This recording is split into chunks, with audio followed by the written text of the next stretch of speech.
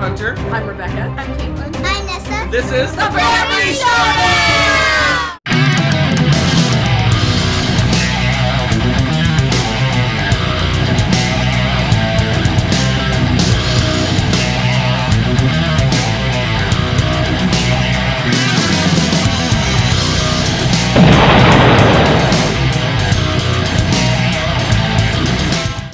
Howdy folks, welcome back to my top 100 games of all time. I'm Hunter, and this is the intrepid adventurer through life, Rebecca. Hey, we're looking at my 20 to 11. I'm already jumping straight to the stats because I'm so excited about this 10. This 10 is crazy. It's not the best 10. It's the second best 10.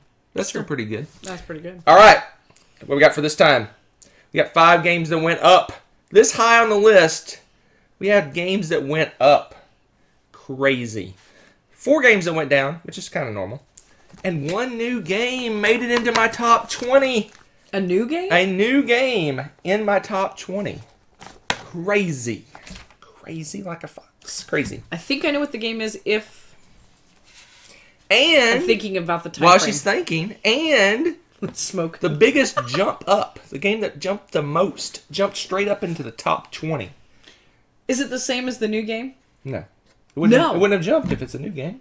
Well, yeah, okay. Never mind. I was thinking expansion or something for some reason. I keep around for the grammar, not the math. Oh my gosh! All right, that's the big reveal, so Rebecca can peek. The big reveal off to the side. Let's get it right going. I think that's English, but let's do it. Nope. All right, let's look at my number 20. It was 15 last time. It dropped a little bit, just a little. But I love this game. Let me take a peek here. Let me You take a better peek. love it if it's 20. Let me take a peek. It is my favorite Vital Lacerta game. And if you're keeping track at home, you should know which one it is, because we've done all of them. Every game I've played of his is on the list somewhere. That's pretty awesome, actually. And the number 1 game, of course, is a Vinos. Vinos! I corrected her on that. Now she'll never forget. That's right. Vinos! It's Portuguese. So, this is the deluxe edition. This has the original version and the updated version, both in the box. So if you're looking to get 2 games for the price of 1, you can get the deluxe edition. I believe it's still on sale on their Eagle Griffin website. Anyway, Vinos is a heavy Euro game, like all the Lacerta games. Heavy Euro. You're a winemaker. You own vineyards. You're making wine. You can export that wine or sell that wine or put it on a show. You show off your fancy wine at the show. All for victory points.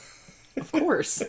What else would you do that for? So this is this is a broken record. You've heard this like 5 times now, but you're gonna hear it one more time. All his games are like kind of hard to teach, a lot to wrap your head around.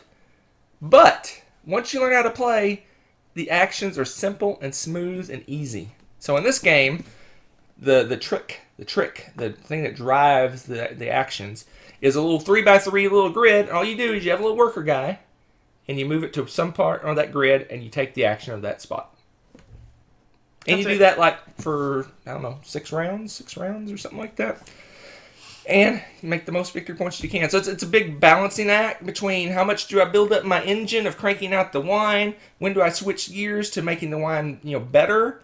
And there's all kinds of ways to do that. You can buy wineries. You can buy little worker guys. You can do all kinds of things. You can buy cellars to age the wine. All sorts of craziness. Lovely. And then you have a choice of exporting the wine for victory points or selling the wine for cash. So if you're short on cash, you could sell the wine, but you really want to get in on the exporting to get victory points. And then, every so often, 3 times throughout the game, you have to pick a wine to put on show, and you try to get that's where you get the bulk of your victory points, is showing the wine. And there's the wine experts that have different things they want. Maybe they want white wine, maybe they want like a certain rating of wine, they want it from a certain region. A lot of things going on, lots of depth in this game, but so rewarding, so interesting. You're paying attention to everyone's turn. Everyone's turn's interesting. You got to see what they're doing and what's going on with their turns. Oh, if you like heavy Euro games and you haven't played Vinos, you are doing yourself a disservice. Anything to add? No, I think you pretty much summed that up beautifully because it is gorgeous. So if you Love love this if game. you love viticulture, that's like one of your faves, and it is one of our faves. Yes. If you're looking for a next step that has a kind of the same feel to it, you got the same feel to it. This is I would say, if you want a heavier viticulture, this is the game you want. Yeah. This is heavy viticulture. Yes. On crack. All right, there it is. My number 20. Tis lovely. Vinos. Vinos. Vinos. Vinos. Vinos. Says it in the rule book. All right, let's move on to my number 19. It was... What was it? It was my 45 last time. So it rocketed up the list. The reason it rocketed up the list because, if I recall correctly, we played this game for the first time just before I made my list. So I really didn't know how much I liked it. Okay. But we've played it a few times since then. Okay. It's not my favorite Uwe game, but it's up the list. Number 19. And it rocketed up, so it is fighting it out for the top of my list. Okay. And that is Aura and Labora. Aura and Labora. What? Et. And. It's an and sign. It's all Latin, so why wouldn't Oh, you say... Aura et Labora. Because et means and, apparently.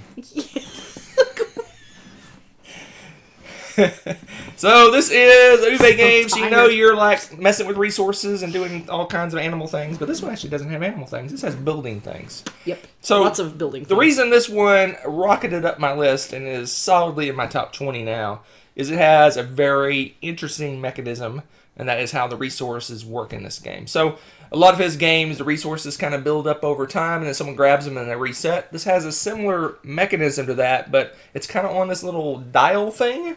So each turn, the dial kind of clicks up, and you get more and more of a resource. Like you may get like wood. You need like wood. It'll be like 6 wood, and then it'll be 7, 8, 9. It clicks up. At some point, someone's going to grab that resource, and it's going to reset it back to down at the bottom. So it's kind of a press your luck. It's like, do I get the resource now, or can I hold off a few turns and see if I can get more of that resource? But then Rebecca grabs the resource, and I cry. What? He's being thoughtful. Oh, the little thoughtful... Thoughtful monk. He's a monk? Yeah, I guess he is a monk. Yeah, he's being thoughtful. While you were talking about all these good decisions, I wanted to... So you're using these resources to buy different buildings. The buildings you're placing on your own personal player board, and the buildings have like certain areas they need to be put in, and they interact with the buildings next to them. So maybe this building, if it has certain buildings next to it, you get more points or more powerful actions and things like that. It's just a really solid Uwe game. It's different than a lot of his games because there's not like you're not trying to build like 3,000 animals or raise like a bazillion vegetables. It's building buildings and kind of finding some efficiencies on how those buildings work. There's actually kind of 2 games in this box. There is the French and the Irish version of the game, and it has different resources. Like one has beer maybe, and one has wine. Something like that. But there's different set of buildings you're playing with, so it tricks up the game a little bit. So you kind of got 2 versions of the same game in the box. This one is heavier. This is one of his longer games. This may be the longest game that we have of his. Because it's a good 2 to 3 hours. Yeah, it's easily. The full game of Le Havre maybe challenges for our longest Uwe game. I think this is longer. Yeah. So anyway, this is it's heavier. There's more going on, and it's longer. And it's out of print. So all those things are against it, but I love all those things except for the out of print part. Yeah, not so much. Not so much. That's not so good. But anyway, I want to show off the little dial thing really quickly, and then we'll move on. It's right here on top. So this is the little dial. See if I can angle it where it's not all shiny. So the little dial thing. So basically, as turn goes by, this dial clicks along, and the resources get pushed along and get more and more and more and more and more of that resource. And eventually, you'll take the resource and it'll reset all the way back. And then the dial also it's also kind of your turn. So when you reach certain points in the dial, you introduce new buildings to the game and things like that. So it kind of drives the game as well. Keeps the game going. Once you make a certain number of laps around this dial, the game ends. Yep. So you got your building yards, and you got all your resources, and... that's right. We have it on a track. All the resources are on a track. So you're not collecting a whole bunch of these little pieces, which I kind of enjoy the pieces in the Rosenberg games. But It's a lot less messy.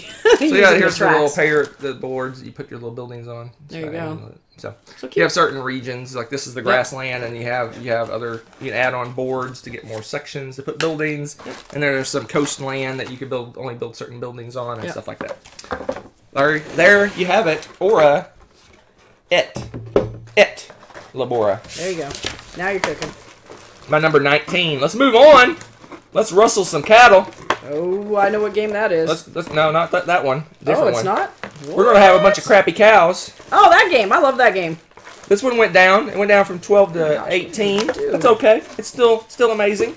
And that is the Great Western Trail. Yeah. Love me some Great Western Trail.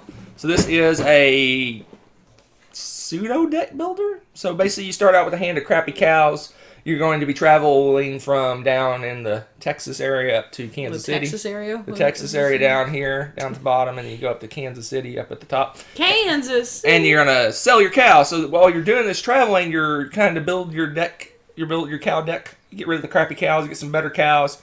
And basically at the end, you want to have a nice hand of a bunch of different cows that give you, so you add up all the points of all those cows, all the ones that are unique.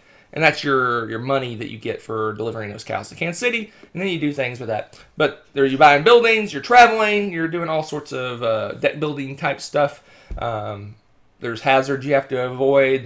You can trade with Indians, Native Americans. You can trade with Indians and get stuff that way. Lots of different things. There's some set collection. There's some in-game scoring goals you can go for. You can build stations. You've got little worker guys. You got little engineers and cowboys and things that make your like engineer action and your cowboy action and your craftsman. Craftsman action is more efficient by getting more of those workers. So you're kind of balancing all this, trying to find the correct, you want to concentrate on cowboys and have a really cool deck of cows. Do you want to do the engineer and travel your train and do a lot of the different stations? Do you want to build buildings? You might want to get some craftsmen for that. Yep. So it's got all sorts of crazy Euro-y stuff going on. There you go. We have the expansion. Rebecca did not like the expansion. I enjoyed the expansion, so take it for what it is. The base game itself is just fine. It's an awesome game. Mr. Pfister is becoming one of my favorite designers. Yeah, he's knocking them out of the park. Yep. So there you go. That's Great Western Trail. I really can't say much more about it. It's like I said, it's a Euro game. It's got deck building aspects to it. Yeah, but that doesn't really drive. I don't say it completely drives the game. It's just you're trying to get, like I said, the most efficient grouping of cows at the end of each round, each trip to Kansas City. There you go. It's a good game. Yeah, it's an awesome game. I love playing this game. The cover just sells it for me, though. These guys are serious. They mean business, man. They mean business. So you got your little engineer guy, you got your little cowboy guy, and your little craftsman guy. Or maybe it's the other way around. It's the other way around. There's the craftsman guy, and this is the engineer guy. Yes. And this, obviously, the cowboy guy. Obviously. Driving his crappy cows down here. There you go, my number 18. That's a good one. If you like your games, play you some Great Western Trail. All right, next up. Next up is my biggest jump. It jumped 36 spots. It jumped from 53 to 17. Why? Why? Yes. Because dinosaurs, baby! Totally liquid. Here, you can have one too. Yay! Because it takes two to fill up this insanity. Dinosaur Island is a workout. It is a fun game. It is gosh. If you like Euro games and dinosaurs even remotely interest you, you got to try this game. It is really, really good. So I wouldn't say the Totally Liquid expansion is what knocked it way up the list, because I don't think there's only some things we kind of like and some things we kind of are meh about in the expansion. I'm tapping the wrong one. This is the expansion. But we've played it. I think we've only played it once or twice before I made my list last year, and then we played it several times since then. And every time we play it, it's like, this game is just awesome. It's just so much fun. Making your little dinosaurs. You're basically building a dinosaur theme park. It's basically Jurassic Park in a box. So you're building a theme park of dinosaurs. You have to put them in cages, and you build little restaurants and shops that people go to. Hooligans. And every turn you're drawing guys from the deck, and you get some regular dudes that are visiting, and occasionally you get some hooligans. And hooligans are hooligans. They're just hooligans. They jump the line. They don't pay. They're first in line for everything, and they're just troublemakers.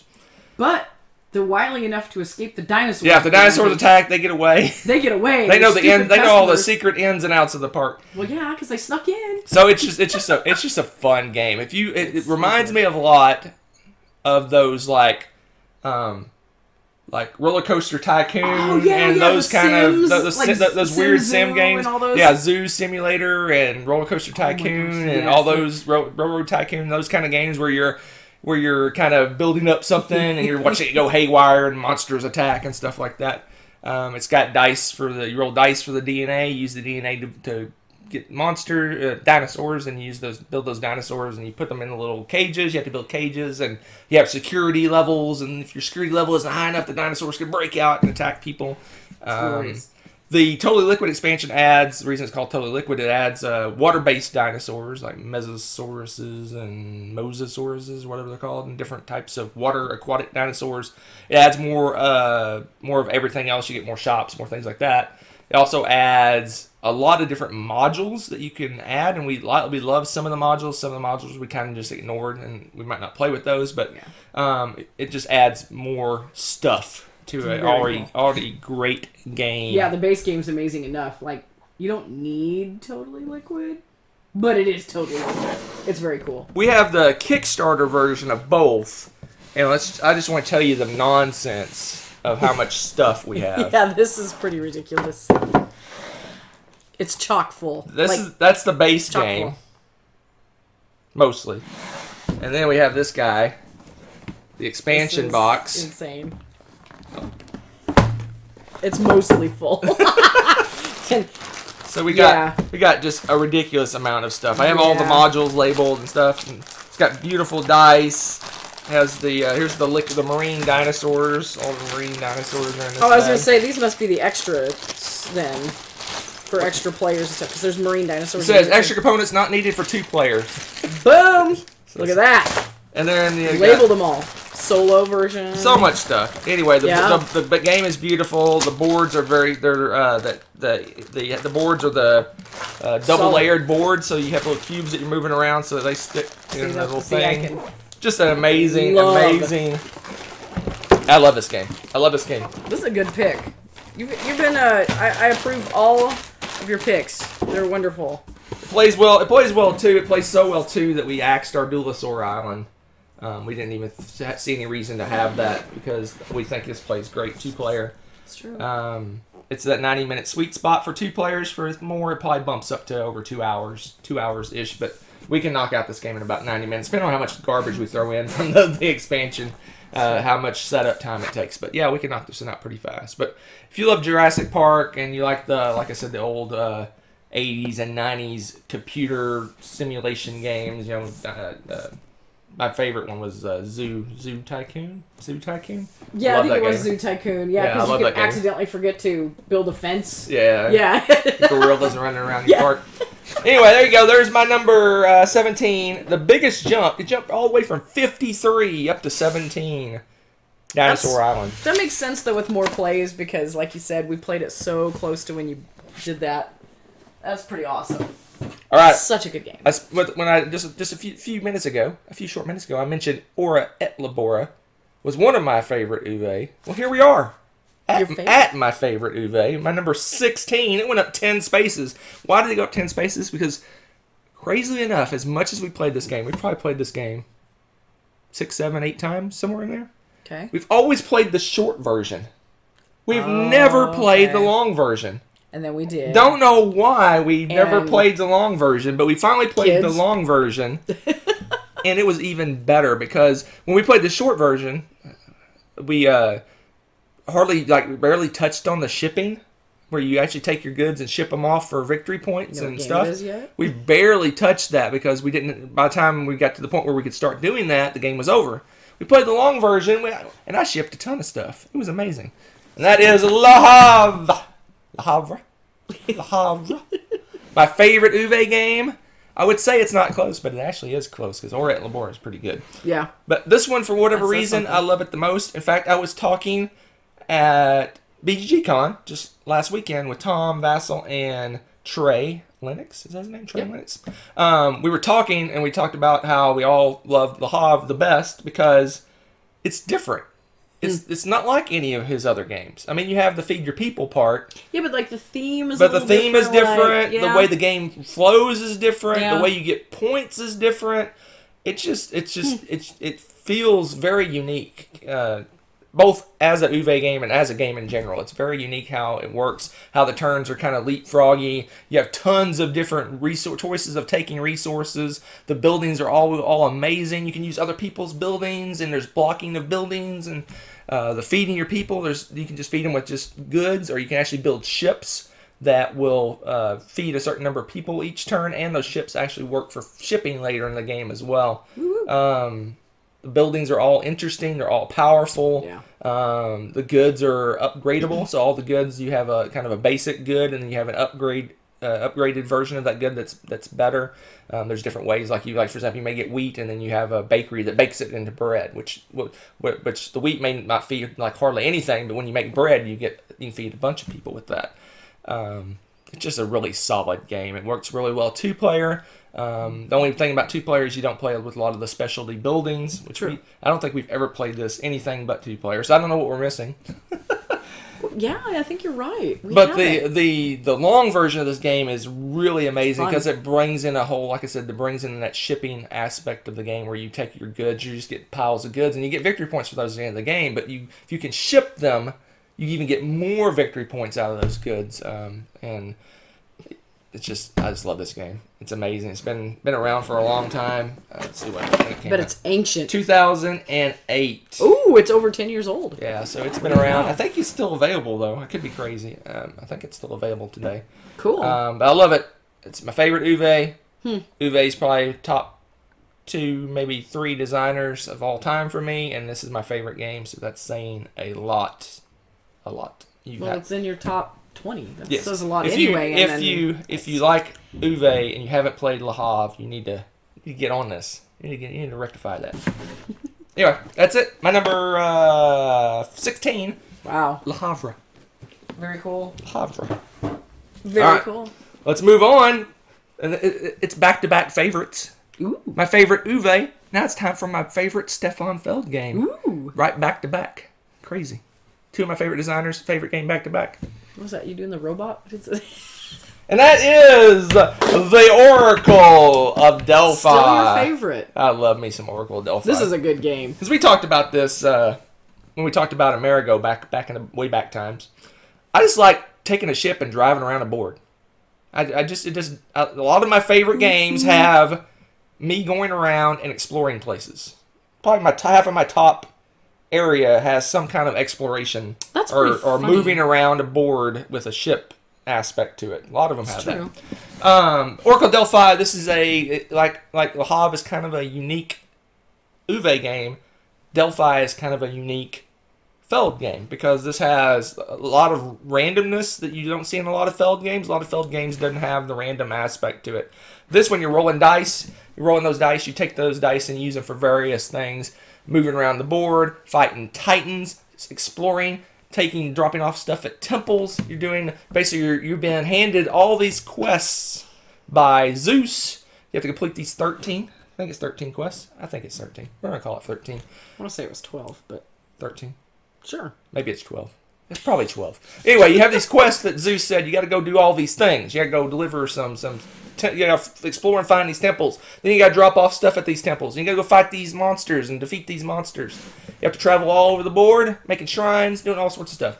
It's a race. It's a total and complete race game. You're trying to complete those quests as quickly and the most efficiently as you can before everyone else, and then rush back to Zeus and say, "Hey, I finished my quest." And then you win the game. There's no points. We don't care about points. There's no points in this game. Just checking off. There's no point salad. Checklist. We don't need the salad. We're just having the steak. We're driving around the board, and we're doing these quests. That's what I love about it. There's no points. It's almost every Stefan Feld game. In the end of the game, you're like adding up all these points. I got 312. Oh, you got 270. I won. This one's like, nope, I beat you. Period. No adding up stuff. Let's pack this game up. I win. Dang. I just think this is the box of look behind you because that Oracle, she needs to know. I mean, these guys, okay, Okay, normal. What the heck? She turned her back on that one? Seriously? So I could talk at length of this game, but it has, like I said, it has dice rolling. But there's lots of ways to manipulate the dice. You have to use dice to fight the monsters, but again, there's ways to manipulate that as well, so you're not totally hosed if you get bad rolls. You're interested in what other players are doing on their turn, because when they roll their dice, you can potentially get a minor benefit from their dice when they roll them. There's these god tracks that you move up on, and when you hit the top of each track, you get like a superpower for that god, and then your track resets. And on their turn, that's what drives that track. Is what when they roll their dice, you can look at what colors they rolled, and you can move up different things on different tracks. Yeah, I actually, even though this is pretty heavy with the dice, this is like really high up on my list of favorite Felds too. That says anything because you have everyone starts out with a unique ship that kind of has a superpower. Cool. You can as part of the quests, you can get superpowers as well that give you different abilities. Like like a black die can be any color or things. There's different powers and different benefits. Very fun. It's a really amazing game. I love it. Again, I find it interesting that both of my favorite games from two of my favorite designers are the ones that are the most unique compared to all their games. That's pretty cool. So maybe I just don't like their normal games. Wow, rough. Well, that's it. My number 15. It was my 16 last time, so it barely moved. But it went up a little. Oracle of Delphi. All right, let's move on to my number 14. This one rocketed up the list. It rocketed up from 34 to 14. Why? Yeah. Because I played it for the first time with the full player count. Okay. And that changed everything. Okay. It was like, I loved this game before. When you put all the players and all the interaction and all the turn angst and all the ricey goodness in this game. Ricey goodness?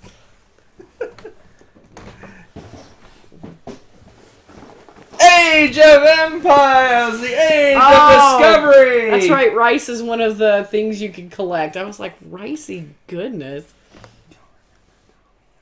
Yes, I know.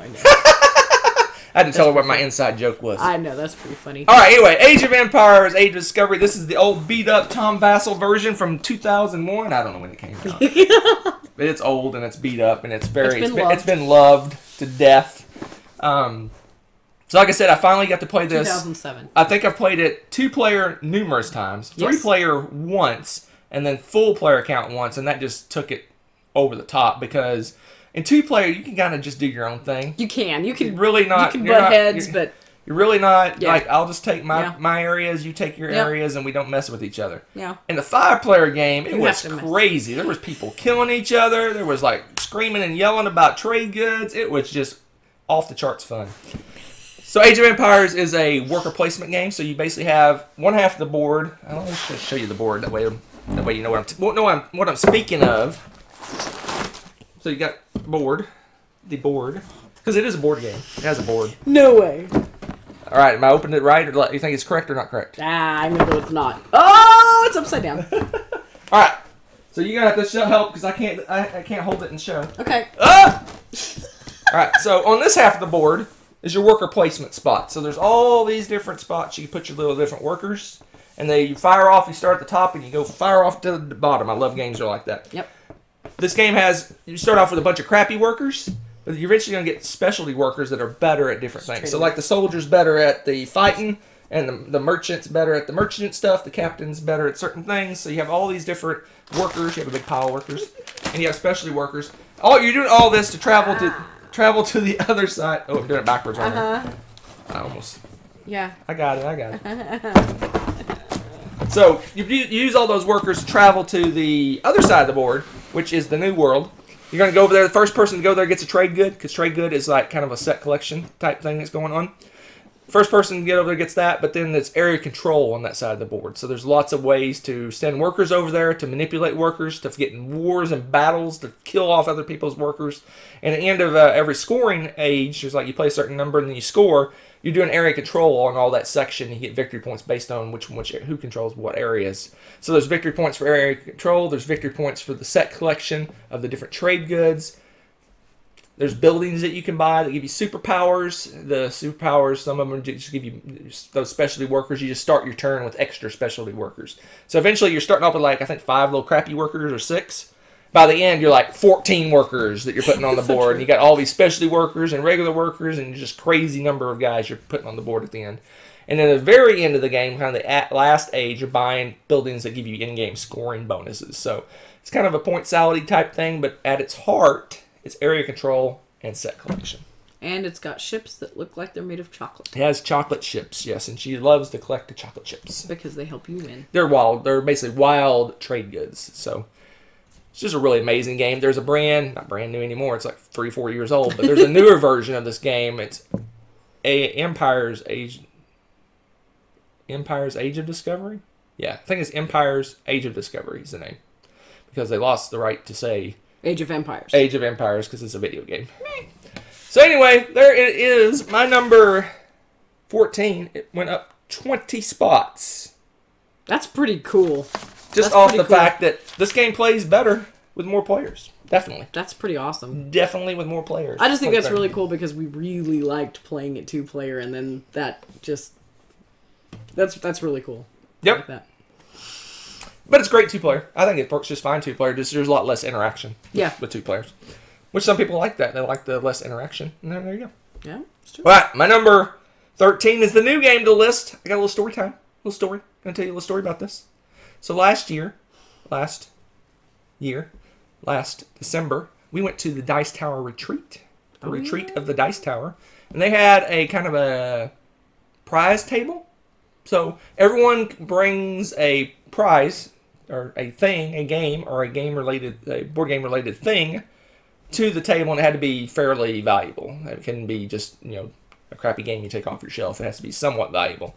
And then they ordered from top to whoever turned in the most valuable thing, in Jason Levine's opinion, he ordered them, gets the first pick from the table. So we basically go down the list, whoever turned in the most valuable, second most valuable, et cetera, takes something from the table, and then you go through the whole list, and then eventually everyone gets something new, right? So I donated a HeroScape, set of the base game of HeroScape and expansion for that, and I ended up with like the 5th pick. So the most valuable, by far, the most valuable thing on the table was a full-blown Rising Sun Kickstarter set. All in, everything Rising Sun. First person got first pick, passed. Second person, passed on that. Third, fourth, kept to me. 5th pick, it still hadn't got taken. And I got the full Kickstarter This thing is insane. bundle of Rising Sun. So, I love this game. This game is cool. Oh my gosh. Rising Sun is an awesome game. It basically, I've always loved Blood Rage. It's one of my favorite games. It dropped down to where did it drop? Dropped really far, down to 39. What? It's down to 39. You know why? If I had to go and buy one or the other, you'd pick this. I would pick this by far over Rising Sun. I mean, Blood Rage. The reason is, this game has alliances and negotiation and hidden bidding and all this other stuff going on that I love in board games. And it still has all the area control, crazy miniatures, fighting each other on the map, superpowers. Well, it has something that Blood Rage doesn't have. Everyone has unique powers. Every clan's unique. It just has so much. It's like he took Blood Rage and said, okay, what all do I need to add to make it even better? Yeah. And we got Rising Sun. So, love it. One of my all-time favorite games, of course. I love the board for this too. It's big, but it's really beautiful. You mean this board? Yes. This ridiculous thing. This tablecloth. You mean this lovely board? I love it. It's beautiful. Look at the map. I think it's really cool, and it's got enough space. Good grief, I hope so. To put all those ridiculous miniatures that they have too on there, and just really cool. Give me this. Give me this. Anyway, Rising Sun. I think I've told you everything about it. It's you got very unique clan powers. It's area control. There's negotiation. You can make alliances. There's secret bidding for your actions.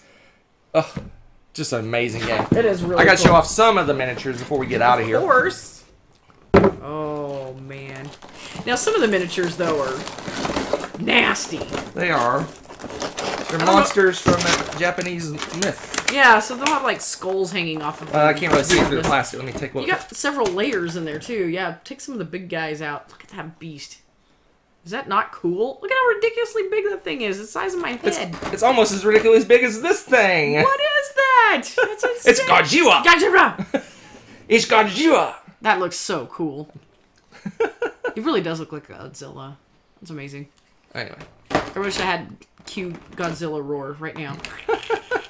That would be pretty cool if that effect happened right now.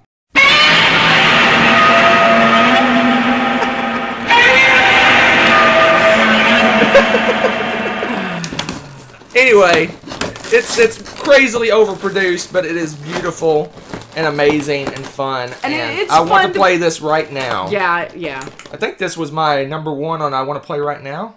Probably. If Or not, no, it was on Mars. I think was #1, but this was in the top 1 or 2. it better be. I was gonna say if I not, think it was 2 or 3 of my most wanted to play right now games. Oh, because he's so good. I'm tired just talking about this game. Why are you so tired? I'm so excited. I'm amped up. Anyway, that was new to the list. Rising Sun.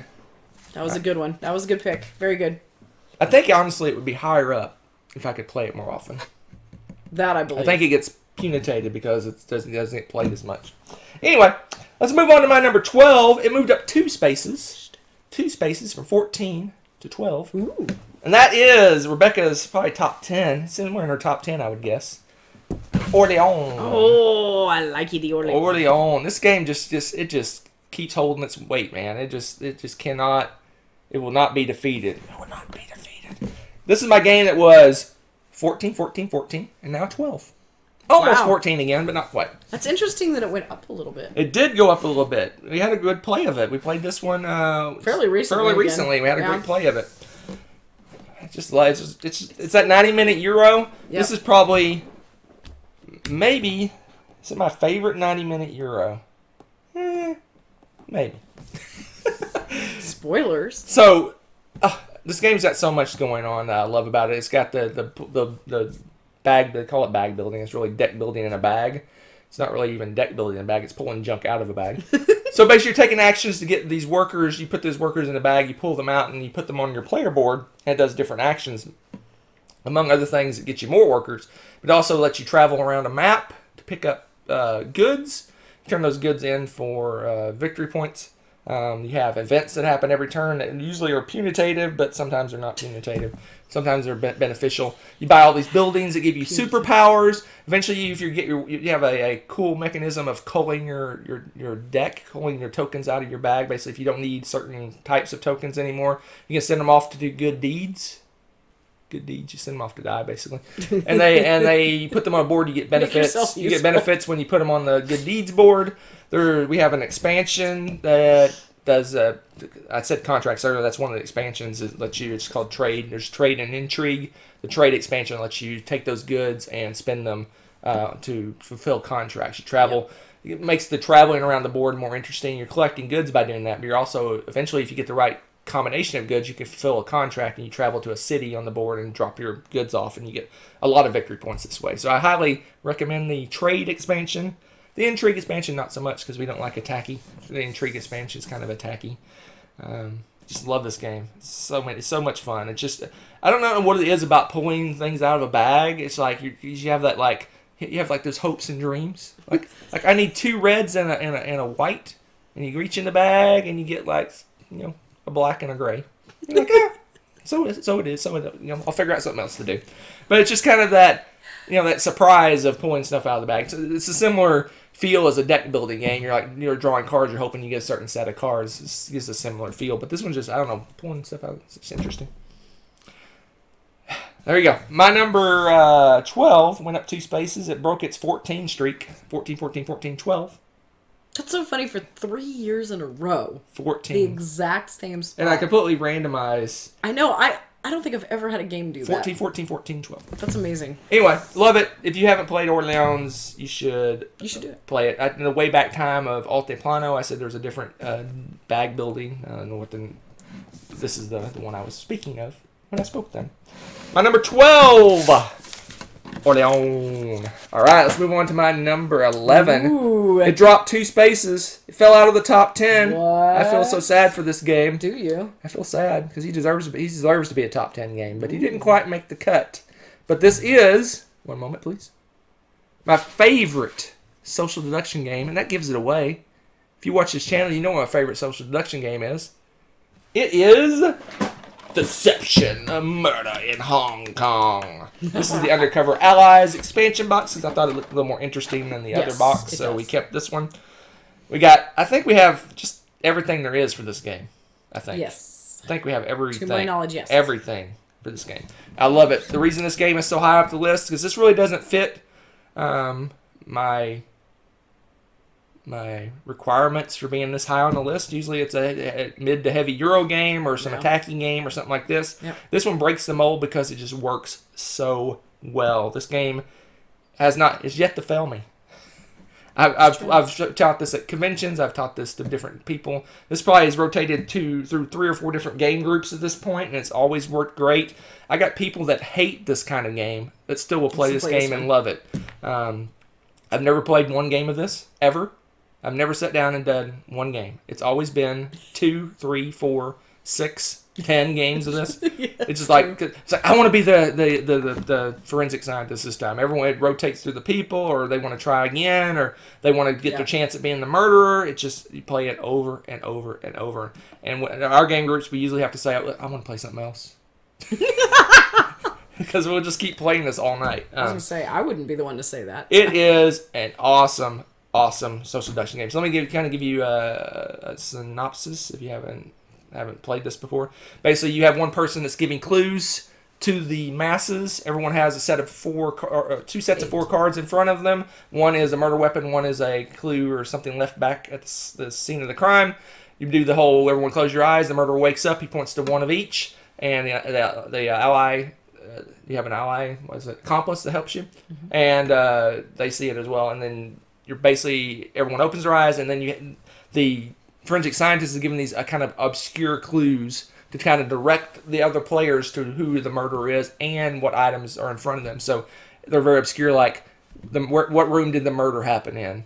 Well, that might or might not lead them to it. And also you have the obscurity of you're trying to direct them at 2 different items.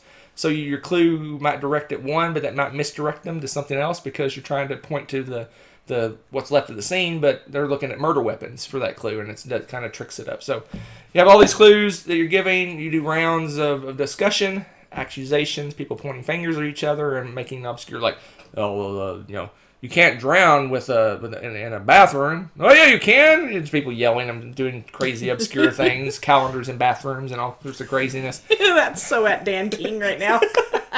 So anyway. So then you do several rounds of that, and eventually you'll either figure out who the murderer is. But the trick is there's a witness that knows who the murderer and the accomplice is, and they're kind of trying to direct their group towards them. But they don't want to be too obvious about it, because if you do find out who the murderer is and you get the weapon and the clue correct, what's left of the scene correct, the murderer and the accomplice have a chance to point out the witness, and they point out the witness, they win anyway because they killed the witness and they got away with the crime. And then the expansion adds all these different tricked up roles, and you can do. It gets up to, I think this plays 14 people. I mean, how many social deduction games besides like Werewolf plays 14 people? Yeah, it's fantastic. And it plays 14 people well, and you don't have the issue of Werewolf that you're dead the first night and now you're not playing for 3 hours. Yeah, no, you. Play so this one you're in till the very end of the game, and it plays 14 people, and it plays 14 people well. As long as you have room to spread out and kind of walk around a table, you can play with a ton, I was going to say, of people. I play this at school, and what we do is we organize the desks in such a way that everyone can still walk around and see everything, so that we can still play with the full player count.